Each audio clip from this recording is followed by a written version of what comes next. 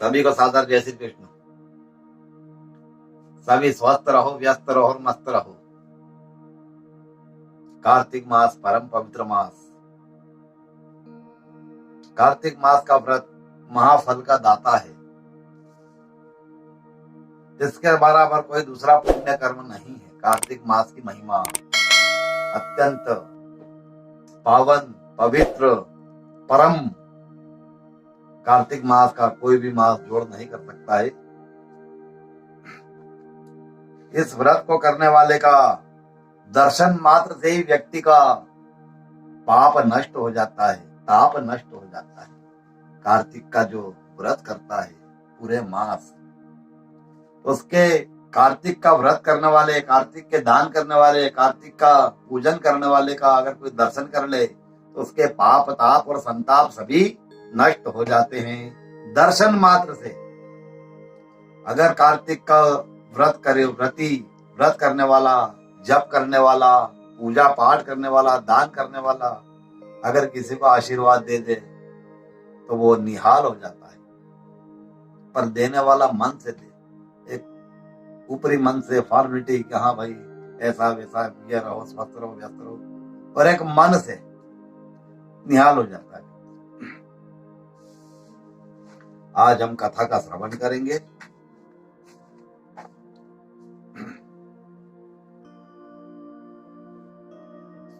सूत जी सभी को कथा का सार बताते हैं। पूरी कथा के अलग अलग जो प्रसंग आए थे उन सभी का प्रसंगों में सूत जी ने सबको बताया है। अब आज की कथा में पूछते हैं सूत जी से कि भगवान विष्णु का प्रिय, अधिक फल देने वाला, शरीर के रोम रोम को प्रसन्न करने वाला जो कार्तिक का महात्मा आपने कहा है, या मोक्ष की चाहना करने वाले या भोग के इच्छुक मनुष्य को व्रत अवश्य में करना चाहिए। किंतु हम एक बात आपसे पूछना चाहते हैं, वह यह कि यदि कार्तिक का मास करने वाला कोई समस्या से ग्रसित हो, कोई संकट में फंस जाए, तब क्या करना चाहिए? कोई भी विपत्ति आ जाए, गृहस्थ आश्रम से संबंधित जो भी हो, तब सूत जी कहते हैं अगर वो कोई संकट में फंस जाए, कार्तिक मास का व्रत करने वाला किसी संकट में फंस जाए, या कोई भयानक घोर जंगल हो, या किसी रोग से ग्रस्त हो जाए, तो कार्तिक का व्रत वह इस प्रकार करे, क्योंकि यह विष्णु भगवान का अतिशय प्रिय और मुक्ति भक्ति प्रदान करने वाला है। अतः इसे किसी भी तरह से नहीं छोड़ना चाहिए। जहां तक हो कोशिश करते रहना चाहिए कि कार्तिक का व्रत हो जाए, कार्तिक का जप हो जाए, तप हो जाए, पूजन पाठ हो जाए, स्नान दान हो जाए, जितना हो सके कर लेना चाहिए। सूत जी ने उत्तर दिया, यदि कार्तिक व्रती किसी संकट में फंस जाए तो बिना किसी परेशानी के अपने साहस को जुटा करके, अपनी शक्ति को जगा करके किसी भी भगवान शिव के मंदिर में या भगवान विष्णु के मंदिर में जो भी पास हो उनके, जहां जो जिस स्थिति में हो, कोई जंगल में हो, कोई घर के आसपास कोई परेशानी बीमारी हो, या कोई व्यक्ति स्वयं बीमार हो, या कोई संकट घेर ले, जो भी उसकी आपदा विपदा हो, तो उसके जो समीप रहे सबसे शिव का मंदिर हो या विष्णु जी का मंदिर हो, वहां जाकर के रात्रि का जागरण करे।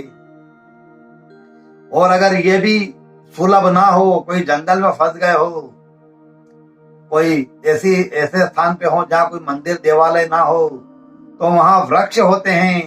वहां पीपल का अगर कोई वृक्ष मिल जाए, कोई वट वृक्ष मिल जाए, बड़ का वृक्ष मिल जाए, तो उस पीपल के या बड़ के वृक्ष के नीचे जाकर के रात्रि का जागरण करे। अथवा तुलसी के वन में जाकर के जागरण करे। तुलसी का कहीं पे भी जो वन मिल जाए, तुलसियां भी मिल जाती है जंगल में, और भगवान विष्णु का ध्यान करके बैठ जाए, भगवान शिव का ध्यान करके बैठ जाए, भगवान विष्णु का या महादेव का कीर्तन करे।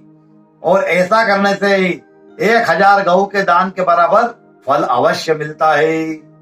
जो मनुष्य या स्त्री या पुरुष कीर्तन में जो भी वाद्य बजाता है, हारमोनियम, ढोलक, तबला, सारंगी, वीणा, जो भी बांसुरी, जो भी यह वाद्य बजाता है, उसे वाजपेय यज्ञ के समान, उसके बराबर, वाजपेय यज्ञ के बराबर फल प्राप्त होता है। और हरि कीर्तन में नृत्य करने वाले प्राणी को, जो भगवान के भजन में निमग्न होकर के संसार से विरक्त हो जाता है, खूब नृत्य करता है, उसको भान नहीं रहता है कि भजन में नृत्य कर रहा है, ऐसे व्यक्ति को सभी तीर्थों में, जितने भी तीर्थ है, उन तीर्थों के स्नान का फल अवश्य मिलता है। किसी संकट के समय या रोगी हो जाने के समय अगर आपको जल ना मिल पावे, पानी ना मिल पावे कि भाई मार्जन करें, संकल्प ले में, तो केवल भगवान विष्णु के नाम मात्र से मार्जन कर ले, भगवान विष्णु के नाम मात्र से ही संकल्प ले ले, भगवान शिव के नाम मात्र से ही मानसिक, जिसको संकल्प कहा जाता है, वह मानसिक संकल्प ले ले।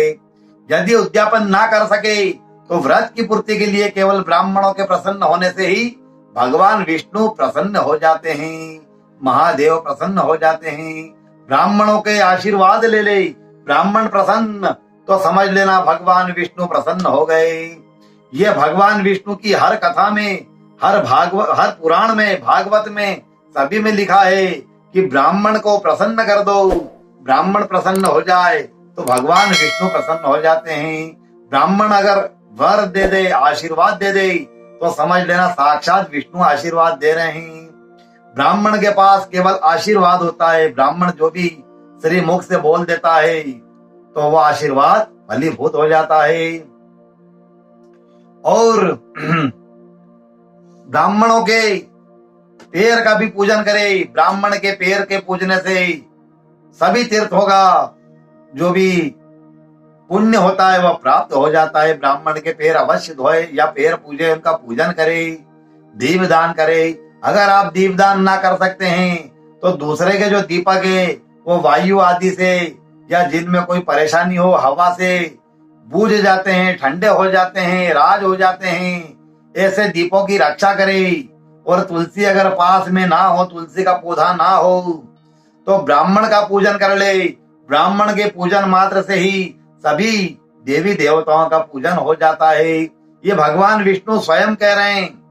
अगर आपको कोई वट वृक्ष ना मिले, कोई देवी देवता ना मिले, कोई मंदिर ना मिले, कोई तुलसी ना मिले, तो जो भी ब्राह्मण मिले, वेद पाठी, पूजा पाठी या गृहस्थी या जो भी जैसा भी कोई होना ब्राह्मण, तो उस ब्राह्मण के आशीर्वाद से आपका कार्य हो जाएगा। आपको उसका दोष नहीं लगेगा कि यहाँ पे पीपल का वृक्ष नहीं है तो वट वृक्ष नहीं है, तुलसी नहीं है तो मंदिर नहीं है, उसका दोष नहीं लगता है। इसलिए ब्राह्मण का आशीर्वाद अवश्य ले। और आपने गौ तरह ब्राह्मणों के सदृश पीपल और वट वृक्ष को बताया है, और सभी वृक्षों में पीपल वृक्ष और वट वृक्ष श्रेष्ठ क्यों हैं, इस पर भी प्रकाश डालिए। शौनकादि ऋषि ऐसा कह रहे हैं। तब सूत जी ने कहा, पीपल का पेड़ साक्षात भगवान विष्णु होता है, और पलाश का पेड़ साक्षात ब्रह्मा होता है, और बड़ का पेड़ साक्षात महादेव शिव का होता है। इन वृक्षों की पूजा, सेवा, दर्शन करने मात्र से सब पापों का नाश हो जाता है। ऋषियों ने कहा है, प्रभु हम लोगों को शंका है कि ब्रह्मा, विष्णु और महादेव वृक्ष रूप क्यों हो गए हैं, कृपया करके हमें बताइए।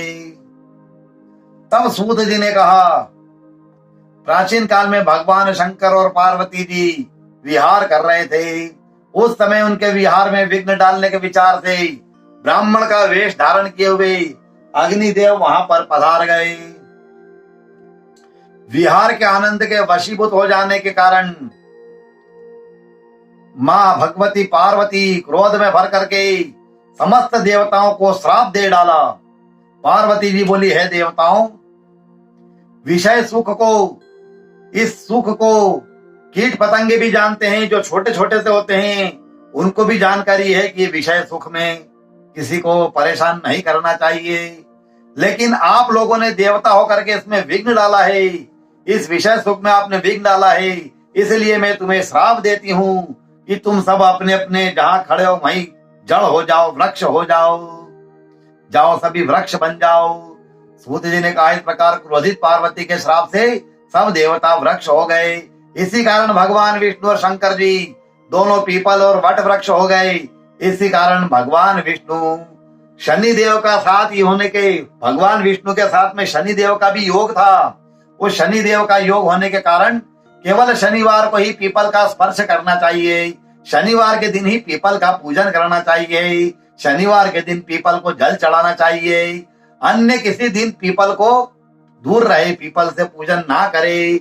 इसके बारे में अगर आप लोगों को और जानकारी चाहिए तो कृपया मेरे कमेंट्स करें, तो मैं आप लोगों को और जानकारी आगे दूंगा, पूरा विस्तार से बताऊंगा।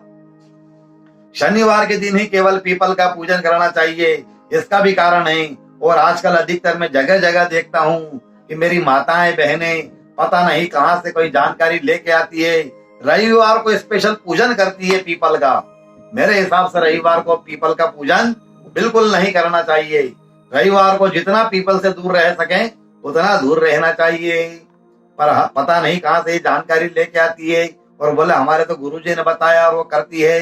मैं किसी की निंदा स्तुति नहीं करता हूँ, पर रविवार को पीपल से जितना दूर हो सके रहना चाहिए, पूजन नहीं करना चाहिए। अगर आपको पीपल से पूजन करने का इतना शौक हो तो शनिवार के दिन जितना पूजन करना है करो, जितना जल चढ़ाना चढ़ाओ, जितना दूध चढ़ाना है चढ़ाओ, जितना इत्र फुलेल लगाना है उतना लगाओ। शनिवार के दिन उसको अपने आलिंगन कर लो, अपने बाथ में भर लो, उसको अपनी भुजाओं में कस लो, जितना आप घेर सकते हो उतना शनिवार के दिन करो।